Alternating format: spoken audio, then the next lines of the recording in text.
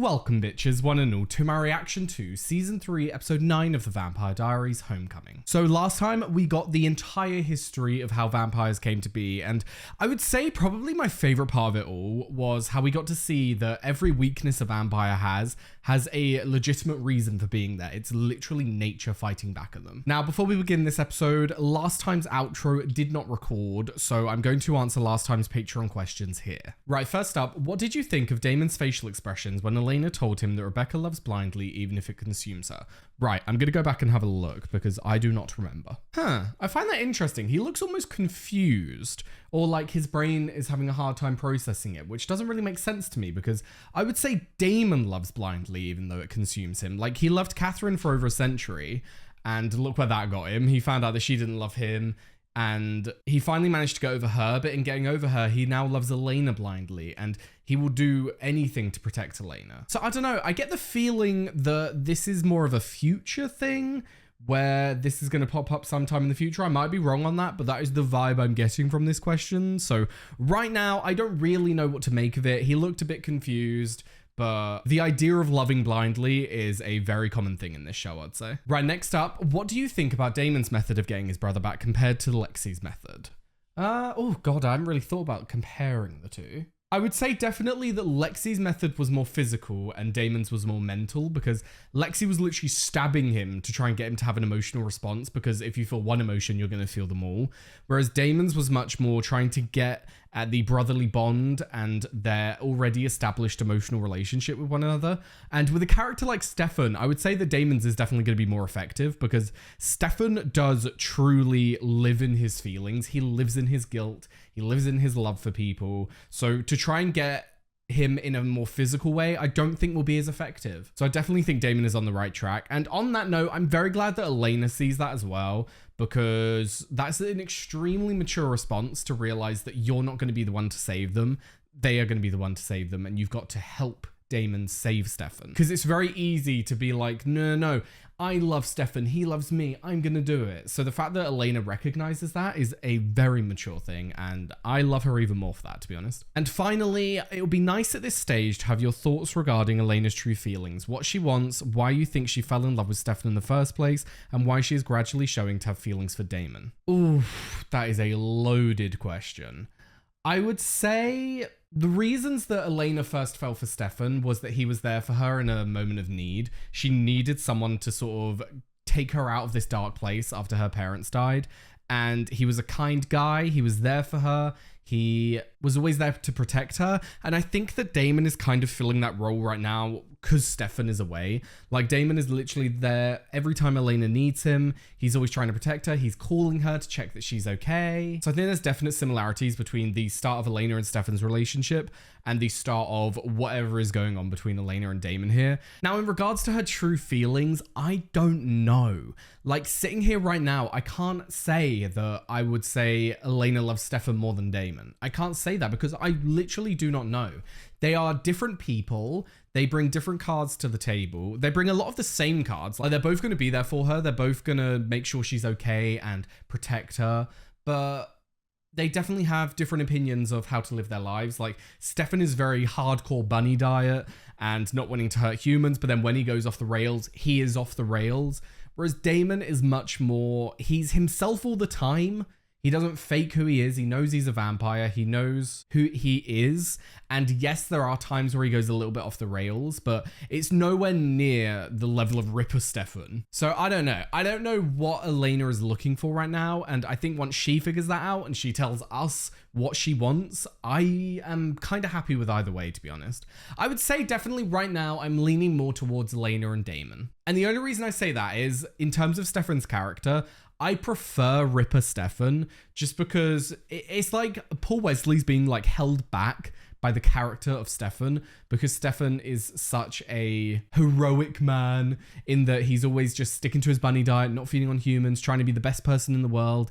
It kind of holds Paul back. Whereas when you get to see Ripper Stefan, it's like, oh my god, I love this character. But then Ripper Stefan can't be there for Elena and he can't be with Elena. So I would say the best of both worlds for me is we get to keep some of Ripper Stefan around, whatever that may be. but then we also get Elena with Damon. That would be my ideal at this moment. So yes, with that said, very excited to get into it and to see where the story goes. So without further ado, let's go. Portland is fantastic. Once you get over all the whiny music and healthy-looking people, it's literally a breeding ground for werewolves. Here we go. Father's dead. Oh, interesting. Michael, daggered. What do you want me to do with the body? Well, first, I want you to explain to me exactly what happened. Interesting. I normally I don't pause this early if I can help, but they came in with guns swinging. So what's their plan going to be here? They've obviously got Michael on the ground, incapacitated, but Michael wouldn't have agreed to that without some reassurance that this is going to be a good plan. Do you know what I mean? Like, he's not just going to agree to be stabbed because then they could just be like, oh my God, yay, problem solved. He obviously knows that they want to kill Klaus, so maybe that's enough reassurance in and of itself. But I don't know. What's their plan here? Because they want to get Klaus down here so that they could kill him. But why go to this much of an elaborate plan? Do you know what I mean? You, my brother, have been compelled to do what Klaus says, so the idea is to lure him back here and kill him. Last thing we need is you getting tripped up and tongue-tied. True, true. I'm just in charge of getting him back here. Klaus is smart. If we tell him that Michael's dead, he'll want proof. So yeah, Then I that's shall why. be dead. Yeah. Okay, interesting. So he came up with the plan and agreed to it. I feel like that's the only way that would have made sense, because if they had said to Michael, you know, like, just lay on the floor and we'll stab you, he would have been like, no. Oh, I'm in possession of a stake fashioned from the wood of the ancient white oak tree. The one that left these ashes when it burnt. Where is it? Not here. See, knowing its location is my insurance policy. Okay. That's what I mean. Yeah, okay. He did have an insurance policy then. If you're lying to me, Stefan, your compulsion will expose you, so answer with your life. Is what you're saying the truth? It's true. I saw it with my own eyes. I want to talk. Nice. Wow. So they have fully got her on their side. Wow. It's finally out of our lives for good. I miss you. I'm miserable here. I'll be home soon. Good. I'll see you then, brother. Good on her for controlling her rage, because after what we found out last episode about their mother. He bought it. He's coming home. I wonder how far her loyalty spreads though. Do you know what I mean? Like, she may agree to hate him, but will she agree to actually kill Klaus? I don't know. Finally. Rebecca. Whatever fatherly rubbish you're thinking, save it. Nothing you say matters to me. I see. So she still holds hatred for him. I know what he did, and he'll pay for it with his life. But Nick was not born a killer. None of us were. You did this to us when you turned us into vampires. Yeah. Against their will. They had no choice in the matter. You destroyed our family. Not him. Damn. Completely understandable response. I hate everything in my closet. I have nothing to wear to homecoming. So don't go. Let's stay home, order takeout, and overanalyze ancient hieroglyphs. I find it so funny when we do these kind of scenes where we've just got two original vampires back before the United States was even founded, just having a conversation about their family and the fact that they're vampires. And then we go over to this and Elena's like, I don't have a dress for homecoming. Like, what the fuck? I love this show. You know that you can talk to me about Jeremy, right? I don't need to talk about it. He fell in love with his ghost girlfriend and lied about it. What's done is done. You have to talk about it. He hurt you, Bonnie. I agree. She does need to talk about it. You'll yell at him a little, teach him a life lesson. But you can't really be mad like I'm mad. Yeah. Bonnie. And you shouldn't have to be. Yeah. Well done, Bonnie. I'm glad that she sees it, but is also good with it.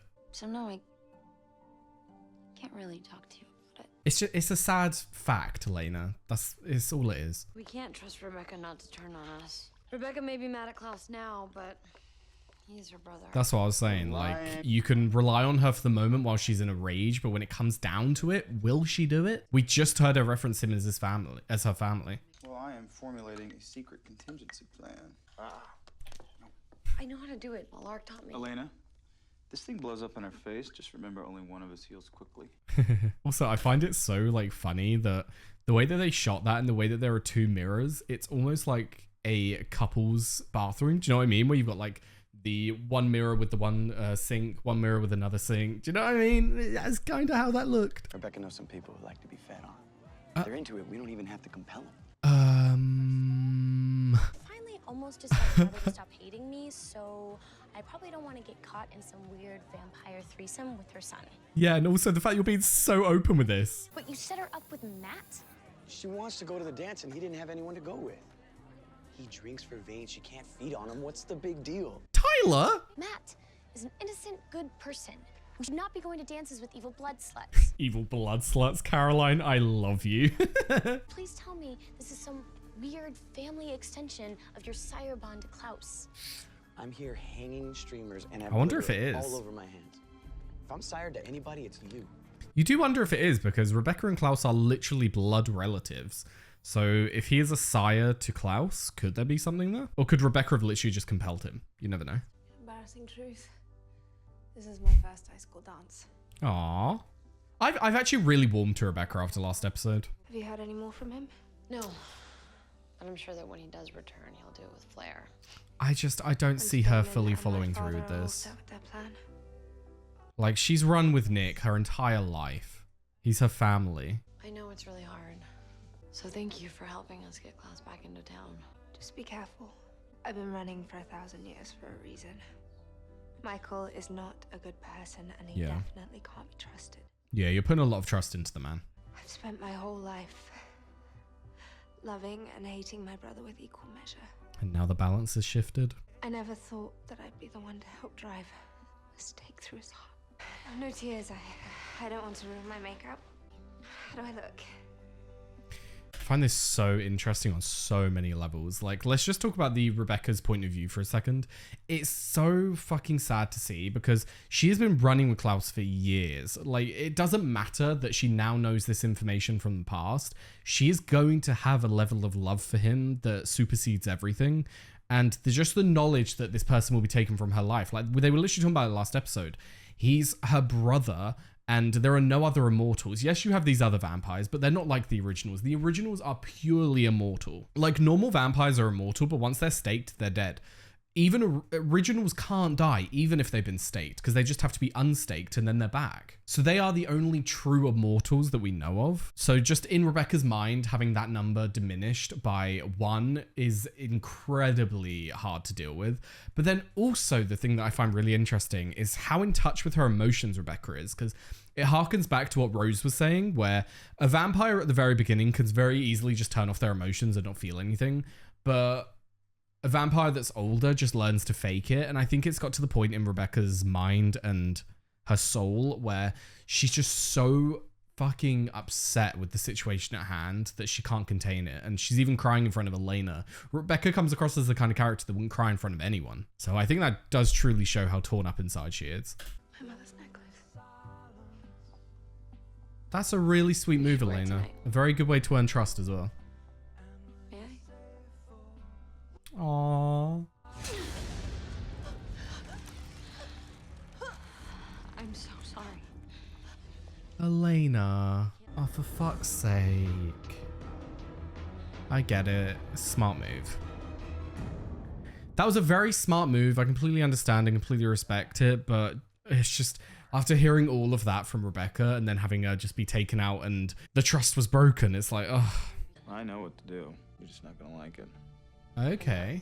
Because when this all goes down, I don't want you having any part of it. What does that mean? Do you trust me? Yes. Then you have nothing to worry about. That is a big development on their relationship than in the past when she had no trust for Damon. What happened? The gym's flooded. How did they flood? Dance is canceled. Excuse me?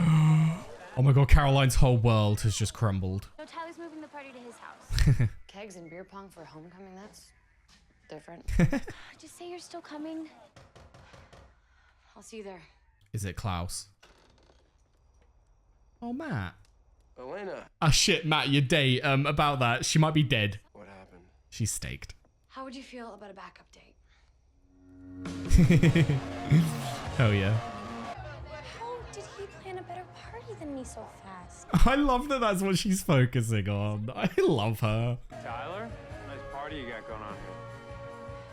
Thanks, but I'm not the one throwing it. I'm just doing what Klaus wants. Oh, okay. So I would assume that Tyler caused the gym to flood. Klaus is here. What? Yeah, apparently our sire hybrid friend Tyler thought it'd be okay to let his master throw a party. Interesting. Have they not told Caroline because they don't want Caroline to tell Tyler? Is that the whole reasoning, or are they just keeping Caroline out of it to protect her? You're supposed to be here with Rebecca. Plans changed. I need a drink. Oh, Nat, guys, you handled that awfully. Caroline is so suspicious now. I've been planning my father's funeral for 1,000 years. Granted, in no version of it were any of these people invited, but you get the idea. So what now? Now, I reunite my family. You mean the people you cart around in caskets? Did he wake Elijah up? Please tell me he woke Elijah up. Where's my sister? I said, I have no idea. Interesting. Good that they kept How would you Stefan like out of me to that. take you to your father? Well, it wouldn't be a party without the guest of honor, would it? Bring him to me. Interesting. They can't do that out in the open, though. Fancy. Yeah. Eh? It's the only weapon on this earth that can kill an original. He's not going to give it to you, mate. Over the centuries, I learned to feed from the predator, not the innocent. So he considers them the innocent. Plans. Interesting. Klaus is back. He's That makes a lot of sense when you think about it, because Michael's whole idea wasn't to kill humans. He was literally trying to protect his family from the werewolves. So the idea of feeding on the innocents, that does make a lot of sense. However, the thing that throws me off a bit there is obviously when Michael discovered his wife was dead, he went and fed on half the town and killed half the town. So a little bit off in your thoughts there, Michael, but I'll give you the benefit of the doubt that time probably changed your opinion. But you do have a plan, right? Oh yeah, we got a plan, right? Just doesn't involve you.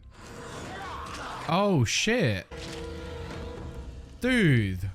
Oh, I wasn't expecting that. Who are all these other people here? Yeah. Who are they? I have no idea. I've never seen half these people in my life. Are they all vampires? I invited a few dozen friends of my own. No, they're hybrids, aren't they? There's Tony from North Dakota, and let's not forget the Seattle contingent. Here we go. Those people, all hybrids. And they also love a good party.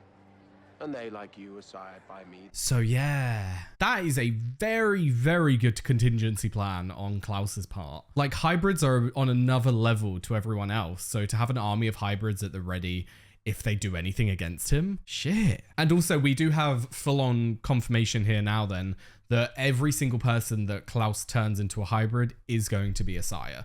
I do wonder if it has something to do with the idea of like a pack animal as a wolf, where because he's like the alpha wolf, that's why they are more inclined to be sired. Whatever you all think you're about to pull off, he's 2 steps ahead of you. Okay, I don't know what you're talking about. Sense the tone, Tyler. She genuinely doesn't. But even if I did, I wouldn't tell you about it because you're sired to Team Klaus now, and you can't be trusted. So can we please just go back to the party now? Tyler, you fucking dickhead. It's like, it's really hard to not be annoyed at Tyler because I know that he's sired and he can't help it. But like, for fuck's sake. Seems I have you to thank for Michael's demise. He came at me. I didn't have a choice. It's not easy for a human to dagger an original. It wasn't the first time. People have been after me for 1,000 years, and I am always 1 step ahead. So whatever it is you're thinking of trying, go for it. Elena doesn't even know what's going on. Here we go. Vampire. Here's my RSVP. Oh my god, Damon. That was so casual. Something's going down against Klaus. And this house is full of hybrids like me that can't let anything happen to him. I just know that I need to protect him no matter who gets in my way. By attacking Caroline? I'm protecting her, Matt. You understand in Tyler's mind, he's getting her away from the situation to try and protect her, but like, you're still protecting Klaus. It's fucking annoying. This whole sire business is so frustrating because you want to be annoyed at Tyler for doing this, but you know he physically can't help it. Whatever move you're making, Klaus is going to be ready for you. He'll kill anyone at this party if he has to. Tell someone who cares. Oh, yeah, careful. Bonnie? Or another... Bonnie. Okay, nice, Bonnie. You're not supposed to witchy migraine me. You weren't supposed to kill Tyler. He tried to bite me. Right. Damon, no, you still don't kill him. You try and, like, incapacitate him. You know, just go and be like, oh, well, okay, I'll just kill you. But yeah, well done, Bonnie. Fucking hell, MVP. I forget that Bonnie can do these things. Honestly, they seem to hold Bonnie back a little bit in the show. Like, they don't... I get why, don't get me wrong. Like, if you let Bonnie fully explore her witchy powers and she's included in every scene, then she would just be so OP. So I appreciate that they hold her back a bit, but they hold her back a little bit too much in my opinion, because I forget that she can do these things. What is that? Nothing. Oh, so Damon has the steak. God, is that the... Oh my God, is that the... Move everyone out back. I can have a little chat with my dad. Oh, the anger going through him. Hello, Niklaus. Hello, Michael. Won't you come in? Oh, that's right, I forgot you can't. Or you can come outside if you want. Or I could watch my hybrids tear you limb from limb. I don't think it'll be that easy against Michael. A big bad wolf. You haven't changed. Ooh. Still hiding behind your playthings like a coward. God, I've been so waiting for this interaction. They may be sired by you, but they're still part vampire. Ah. They can be compelled by me. Oh shit! I did not even think of that. That's so cool. Come out and face me, Niklaus. Or she dies. Interesting. I just need to be rid of you. To what end, Niklaus? So you can live forever with no one at your side? Exactly. You don't really want that. What would you have, other than those whose loyalty you forced? Oh shit. He's tugging at the... Oh my God. I'd assume My whole Damon life is... You've underestimated me. If you kill her, you lose your leverage, so go ahead. I would assume Damon's plan is to come up behind him and stab him. Your impulse, Niklaus. It has and will forever be the one thing that keeps you from truly being great. What is about to happen?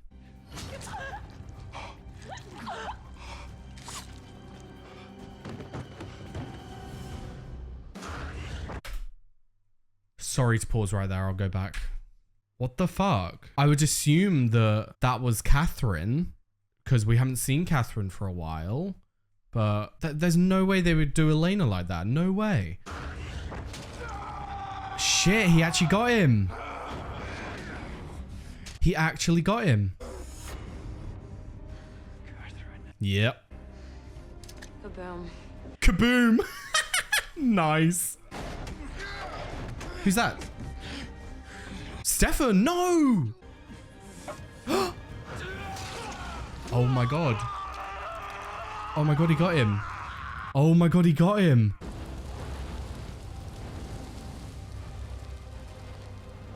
Holy shit. Thank you, my friend.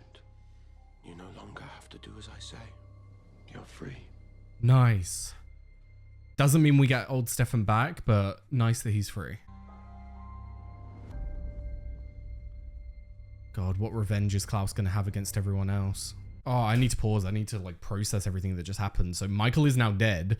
Catherine, being the fucking MVP, came in and saved Elena's life, which is crazy. Also, the fact that Michael was just going to kill Elena like that, like what the fuck? But yeah, I don't know what Klaus is going to do about revenge. Is he going to want to take revenge now that his father is dead? I would assume so, because like Rebecca said last episode, Klaus is very much a person of loyalty, and if you cross him, you cross him. He will never trust you again, and you're basically nothing to him at that point. So I don't know what Klaus is going to do against Damon and everyone else. If you knew all your friends were going to get together and try and take down Klaus, would you have left? Absolutely not, but you still can't deny this is a betrayal of trust. You're one of the bad guys now? Understand that this is who I am. What do you mean? There's nothing that I could do about it. Yeah, we get that. Klaus can't be killed. I can't be fixed. Understand that I'm okay with it. But How? are you Yeah. okay with it? Because it's better. Why? How is it better? I don't have to turn, Caroline. Not unless I want to. Okay, that answers one question then. If being sired to Klaus is the price that I have to pay, so be it. I understand that. But you don't have any true control over yourself. I never did before. That's a very interesting take, but I disagree. Don't turn your back on me now. That's a little manipulative. Tyler, what did you expect? Tyler, Right? I just... Got it. Tyler, what the fuck is going on? Tyler, you're literally sired to the enemy of your friendship group. Like, Caroline doesn't like Klaus. Caroline doesn't like that Klaus has done this to you. I understand why Tyler would be feeling this sense of relief and almost loyalty to Klaus without the sire thing, just because in being a sire to Klaus, he now no longer has to be controlled by the moon. But it's very different to be forced to turn one time a month than have someone who can literally just tell you to do something and you do it. Like, Klaus can walk up to you and say, kill Caroline, and you will do it, Tyler. That's very different from just turning into a wolf in the full moon. But I get the pain part of it. He would be feeling so amazing about not having to turn anymore, unless he wants to. So I do get that, but Tyler is being very manipulative here towards Caroline and trying to be like, don't leave me now. She has every right to not want to be with you, Tyler. You're literally sired to the enemy. Like, I don't understand how he does not understand that. But I'm very happy for Caroline for realizing the truth and knowing herself enough to know that she can't be around that. How did this happen? Anything that could have gone wrong, we were prepared. I don't understand. Stefan wanted Klaus dead more than anything. That's what we were counting on. We blew it. Where's Catherine? Sorry to pause again. Did Stefan do that out of his own accord? Because we did see, I remember talking about it when Stefan first got his memories of Klaus and Catherine back. It was very much mimicking the roles that Elena and Damon played in his life, where Klaus felt like a brother to him and Rebecca was his old love interest. So is it genuinely Stefan has grown to actually love Klaus in some way to the point where he would protect him? I thought it was just to do with he's been told to do whatever Klaus says, but maybe it was more than that and it was his actual decision. We'll survive this. We always survive. Trust me. We're never getting Stefan back. Oh, don't say that. Then we'll let him go. Wow. Okay? Wow. That's big for Elena. We'll have to let him go. Wow. I did not expect that. I did not expect that. I'm just calling to say goodbye. Interesting. I don't know what to tell you. You had a good plan, Damon. And that's high praise coming from me. Goodbye, Damon. Take care of yourself, Catherine. Interesting that he ended with take care of yourself.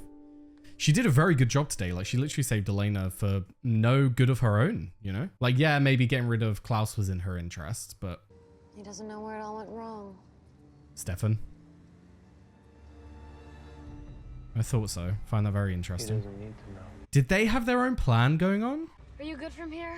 I need to put about 1,000,000 miles between myself and Klaus as soon as possible. Where are you going, Stefan? Stefan. Oh, here we go. Elena. Not exactly. Oh my god, that was her then. I was literally saying that looked like Catherine. I didn't even think that actually was Catherine. That doesn't make sense though, Harry, because surely it was Elena. Like, why out of any of the episodes did I say today that seems like Catherine? Because it's not like it's a different actress. It's still Nina, and Nina is behaving like either character, so she would have been behaving like Elena. It's just fucking fluke that I thought it looked a bit like Catherine. You'd be smart to tell Damon to mind his manners tonight. Because if I die, I've already ensured that he'll die along with me. Oh my god. Even in death, my hybrids have their orders, so you kill me, you're killing him too. Interesting. How did you know that I would stop Damon? I didn't. So what, did she do that to protect him? Care, Stefan. Care enough to save Damon's life. Okay, so they did this to save him. And I understand that Stefan would have, but why Catherine? Why would you risk all that just to save Damon's life? I wasn't just trying to save Damon's life, Stefan. I was trying to save yours. Interesting. So she does still hold love. You don't care about anybody but yourself. You never have. You and I both know that is not true. I think we can all say that that's not true. I loved you. I think above all else, she will always protect herself, and oh, so she admitted to loving Damon. No matter how easy it is to turn it off, it just keeps trying to fight its way back in. Interesting. Sometimes I let it. God, her character, I love it. But if you don't let yourself feel, you won't be able to do what I need you to do next. Uh-oh, what do you want? Rebecca, where are you? Pick up the phone, darling. Daddy's dead. It's time for a family reunion. Unfortunately. Family reunion? You took everything from me, Klaus. Let bygones be bygones, trust me. Resentment gets old. Did Stefan steal Elijah? Revenge. He did, didn't he? Missing something? What are you doing? 3 caskets though. As someone who's been one step ahead for 1,000 years, are you prepared for this? Oh, Stefan hit him where it hurts. Oh, he's not going to take lightly to that. Fucking hell. I'm still, right, I'll talk about it in a second. So I want to talk about this now because it's on my mind. Who the fuck is in those other caskets? That has been my question all along, because I thought before that, so before we found out anything about Klaus's family, I thought to myself, there's a lot of caskets in there. He must have a big family. But then we got the truth and we found out that of the ones alive, it's literally Klaus, Elijah, Rebecca, and their dad. Take the dad out of it, you now have 3. Is that why there are 3 caskets for the 3 siblings? But I don't know why Stefan would steal them. Surely Stefan would just steal the one that Elijah is in. So who are the other 2? Are there people in them or are they just empty? Because if there are people in them, are these considered family, but in reality they're not? But that doesn't make sense because they're originals. Maybe they made more originals along the way, the same way that their mother made them, and that's why they're also originals. Do you know what I mean? Like, did they make more people the same way that they were originally made, and so they are immortal as well? Because if these are actual vampires, once they're staked, they're dead. So I don't understand. I would just assume that there are 2 other people in this original family that might have come later on. That's where I'm at right now. But yeah, back to the episode itself. Wow. Let's talk about Catherine, because Catherine is something that is on my mind right now. I find her character arc so interesting, and I find her as a character one of the most interesting in the show, because we've always said that she is a very selfish character by nature. She will always look out for herself, and she is at the top of her list always. But just because she's at the top of her list and she'll always look out for herself doesn't mean that she can't love others and look out for other people. And we've seen evidence of that in the past. We've seen her be in love with definitely Stefan. I'm surprised that she admitted that she was in love with Damon as well, because she definitely treated Damon worse than she did Stefan, and she definitely mistreated Damon. I think we can all say that. But for her to actually admit to Stefan that she liked Damon is the most surprising thing out of all of this to me. Now, with all of that said and done though, the fact that she would put Damon's life above her own needs is very interesting to me. Like, she's been on the run for 500 years from Klaus. She has a moment where she can actually get rid of him, but it will cost Damon's life, and that's suddenly too much for her. I find that so interesting. And then the mentioning of, I let my humanity in sometimes. We have literally seen that, like, when we saw Catherine looking through that family book that Elena gave her, and it had a picture of her with her parents, you could see she got emotional. So we've definitely seen scenes in the past where she's let her emotions in, and I don't know. I just find Catherine's character so interesting. She's definitely one of my favorites. Now, moving on, let's talk about Stefan, the very complicated Stefan. I don't know what Stefan's current plan is right now. He's obviously stolen Klaus's family. For what reason? I don't know. Like, yeah, revenge and all that, but why? What is he hoping to gain from all of this? And then his choice not to fully let his emotions in, I would say that that is a very smart and a very understandable choice. Like, Stefan has done so much in this time that he's been a Ripper. We saw what Stefan used to be like, dealing with the people that he had killed decades ago. This is Stefan right after he's killed so many people. If he lets that guilt in, it might literally kill him. So I do get that. Now, Elena and Damon as a pairing have had a lot of growth this episode, because for Elena to stand there and say we'll have to let him go, that is the most major character growth I have ever seen. Like, I thought that Elena would never give up on Stefan. So to be at a point now where she's finally sort of accepted the truth and accepted that they should just move on, that's huge character growth, and I'm very proud of her for doing that. Now, Damon, I think it's very cool to see the relationship between Elena and Damon having developed, because Damon of the past, when something like this would happen and he would go into a rage like he just did, he would go either on like a killing spree, or he would just do something that would fuck a lot of things up out of his inability to process his emotions. But having Elena there fully calmed him, fully centered him to the moment, and just brought him out of it. And I find that so interesting and so lovely, to be honest. I'm very excited to see where those two go as a potential couple in the future, because if they're both moving on from Stefan, there's definitely a door open for that. Now, what other characters did we have this episode? Obviously, we had Tyler and Caroline. I think I made my thoughts of that perfectly clear. I understand Tyler's side of things. I understand why Tyler would want to be in service of Klaus even if he wasn't a sire, simply because he appreciates everything that Klaus has done to get him away from the moon. But I don't think that he's putting enough understanding into Caroline's perspective. Like, how on earth can Caroline be with you when you're literally sired to the enemy, Tyler? Like, how does that make sense in your mind? How did you think she would be okay with that? So I don't know. I'm happy that Caroline knew herself well enough to know that that was just not going to work. Now, Michael is dead. He was killed with the dagger. My question is, where is the dagger? Did it burn when Michael burned up? And also, I loved that it was different than a usual vampire. Normally when a vampire is staked, they go all grey and they just look lifeless, as if they've finally been shown their true age. Whereas with him, he literally burned. So I did appreciate that little added touch. And now, yeah, where is the stake? Did it burn up with him, or has Klaus got it? If Klaus has it, then it's basically inert, because Klaus isn't going to kill Elijah. Klaus isn't going to kill Rebecca. That's just not the way it's going to be. So I'd say for the moment, assuming he does have it, the dagger is out of play. So yes, I believe that covers the main points I wanted to talk about. So let's move on to Patreon questions. Right, first up, were you expecting Catherine to return in the way that she did? No, I was not expecting it. I was waiting for her to come back because I thought they're not just going to kill Catherine off like that. Like, we're not just going to be led to believe that Michael feeded on Catherine and then she's gone.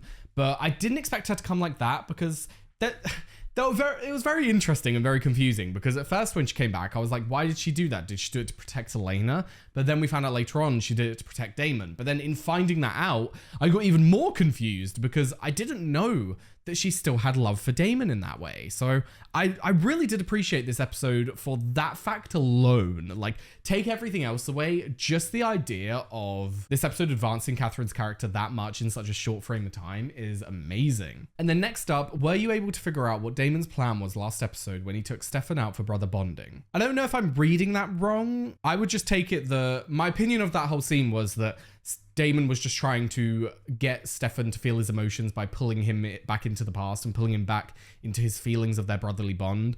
And that is genuinely what did it this episode. It may not have been Damon that brought Stefan back physically, but Catherine used his bond with Damon to bring him back. So it was Damon. I would take it that that's what you're asking in that question, but I don't know if I'm being dumb. And next up, Elena doesn't take a second to say yes to trusting Damon. And when he is upset at the failure of their plan, she asks him to let go of Stefan. How do you feel about this? Do you think she's ready to let go of Stefan but doesn't want to lose Damon? There's definitely some truth in that, I would say. Definitely, because she's not going to so quickly give up on Stefan. The way that I took that scene was that Elena was basically saying, we need to try to move on from Stefan, but I think she was saying it mainly as a way to calm Damon down.